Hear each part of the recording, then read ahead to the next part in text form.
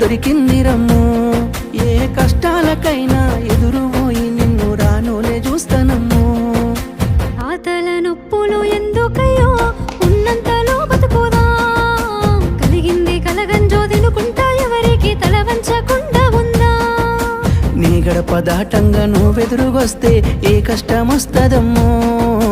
నీ నవ్వు కోసమై నే కష్టపడితే అలుపెందుకొస్తదమ్మో.